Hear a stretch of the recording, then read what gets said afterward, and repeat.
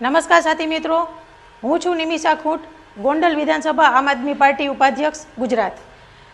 મારું ખાલી એટલું કહેવાનું છે કે ઘણા બધા લોકો પાર્ટીમાં જોડાતા હોય છે અને પાર્ટીમાં બધા પોતપોતાની બુદ્ધિમતી પ્રમાણે, બધાના સમજણ પ્રમાણે જે લોકોને જ્યાં દઈશ પડે ત્યાં લોકલ જે કાંઈ પ્રોબ્લેમ્સ હોય એને લઈ અને મુદ્દાઓ ઉઠાવતા હોય છે.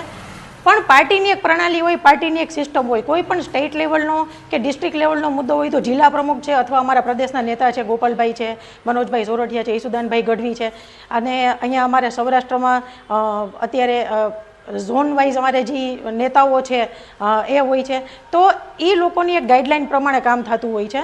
પણ ઘણા લોકો પોતપોતાની રીતે પાર્ટીમાંથી કરે છે એવું કરીને પ્રોગ્રામ કરતા હોય છે.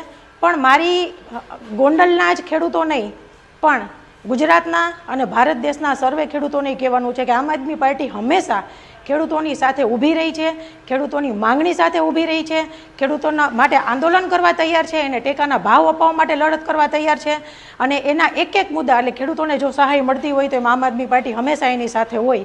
પણ ઘણી બધી વખત એવું થાય છે કે ઘણીવાર કોઈ પર્સનલ એક્ટિવિટી કરે અને સાથે પાર્ટીનું નામ જોડાઈ જાય. હું મારું જ ઉદાહરણ આપું કે ગોંડલમાં ઘણા બધા મુદ્દાઓ એવા હોય છે કે જે અમે પાર્ટીને ન પૂછતા હોય, પણ નાના મોટા મુદ્દાઓ હોય. ગોંડલના સ્થાનિક, હું પોતે અહીંયા રહેતી હોય એટલે મને ખબર છે શું પ્રોબ્લેમ થતા હોય.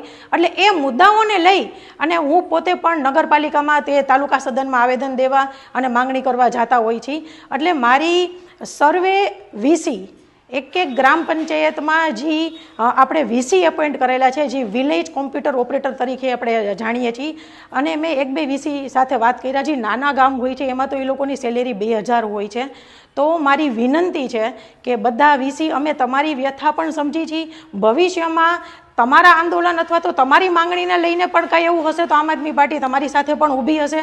પણ અત્યારે કોઈ પણ વ્યક્તિગત કામને આમ આદમી પાર્ટી સાથે ના જોડી દો એવી મારી ખેડૂતોને પણ વિનંતી છે અને વીસીને પણ વિનંતી છે. અને આપણી પાસે ખૂબ મર્યાદિત સમય છે. મને ખબર છે એક ગામમાં એક વીસી હોય છે અને હજારોની સંખ્યામાં ખેડૂતો હોય છે.